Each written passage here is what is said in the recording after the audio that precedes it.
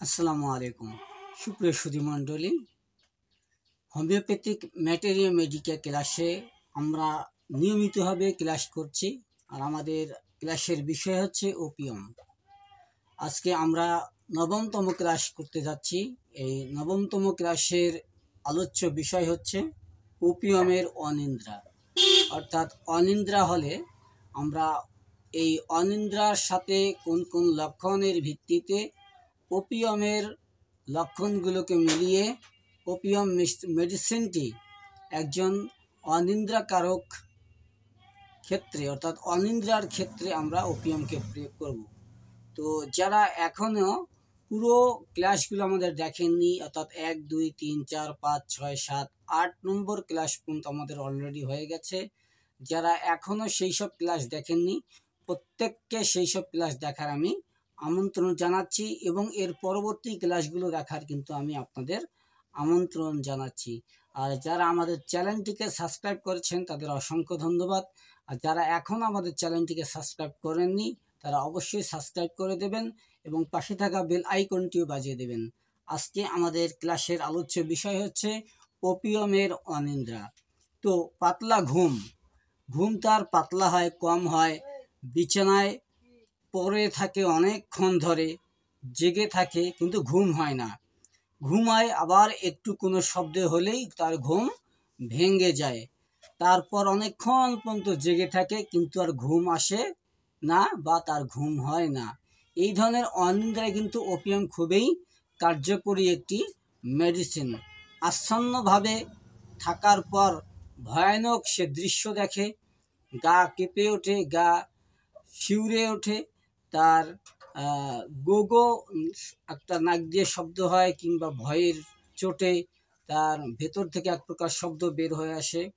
তাছাড়া ওপিয়ামের মানসিক লক্ষণগুলো যদি আমরা তার মধ্যে দেখতে পারি, রোগী মনে করে যে তার শরীরের কোনো অংশ বড় হয়ে গেছে, তার প্রতিক্রিয়ার অভাব হয়েছে, জীবনী শক্তির অভাব, তারপর হচ্ছে নির্বাক এবং নিঃস্পন্দন অবস্থায় পড়ে থাকে, তার কোনো রোগ হয়নি বলে সে মনে করে সে বাড়িতে নেই, এরকম যদি লক্ষণ দেখতে পাওয়া যায়।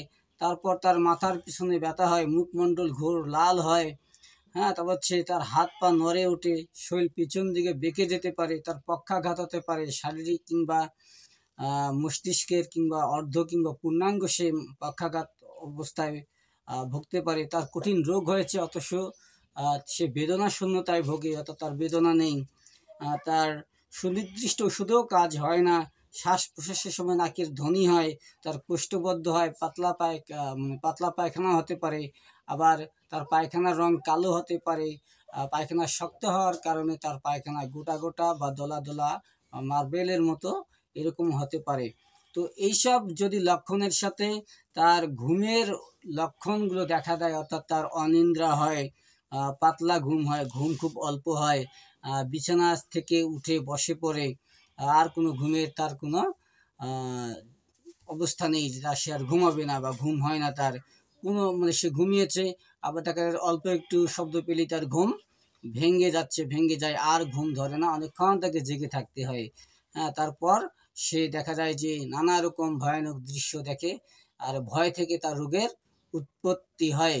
তো এইসব ক্ষেত্রে কিন্তু আমরা সেই পেশেন্টকে নির্ভয়ে নির্দ্বিধায় ওপিয়াম মেডিসিনটি সেবন করাবো, অবশ্যই রেজিস্টার্ড হোমিওপ্যাথিকের পরামর্শক্রমে। তো আজকে আমরা এই পর্যন্তই আমাদের ওপিয়ামের নবমতম ক্লাস আমরা ইতি টানব। তো এর 10তম ক্লাস হচ্ছে ওপিয়ামের জ্বর, অর্থাৎ জ্বরে ওপিয়াম কীভাবে কাজ করে আমরা সে বিষয়ে জানবো 10 নম্বর ক্লাসটিতে। সবাইকে সেই ক্লাসটি দেখার আমন্ত্রণ জানাচ্ছি। আর যারা এখনও চ্যানেলটিকে সাবস্ক্রাইব করেনি প্লিজ সাবস্ক্রাইব করে দিন এবং পাশে থাকা বেল আইকনটিও বাজিয়ে দিন, যাতে করে পরবর্তী গুরুত্বপূর্ণ ভিডিওগুলো আপনারা সবার আগে পেয়ে যান। আর এই যে প্লে লিস্ট আছে আমাদের ওপিয়াম সম্পর্কে, ম্যাটেরিয়া সম্পর্কে, অবশ্যই আপনারা প্রত্যেকটি ভিডিও দেখবেন, যাতে করে ওপিয়ামের আপনারা বিশেষ দক্ষতা অর্জন করতে পারেন এবং আপনাদের প্র্যাকটিস লাইফে গিয়ে কোনো ধরনের প্রবলেম হতে হয় না বা সমস্যায় পড়তে হয় না। আর যারা হোমিওপ্যাথ আছেন, হোমিওপ্যাথির সাথে সম্পৃক্ত আছেন, হোমিওপ্যাথিক মেডিকেল কলেজে পড়তেছেন, DSMS কোর্স করতেছেন কিংবা BSMS এ পড়তেছেন, সবার জন্যই কিন্তু আমরা জানি যে ম্যাটেরিয়াল মেটিরিয়াল ক্লাসগুলো অত্যন্ত গুরুত্বপূর্ণ হয়। সকলকে ক্লাসগুলো দেখার আমন্ত্রণ জানিয়ে আমি আজকের মতো বিদায় নিচ্ছি। দেখা হচ্ছে 10 নম্বর ক্লাসে। আল্লাহ হাফেজ।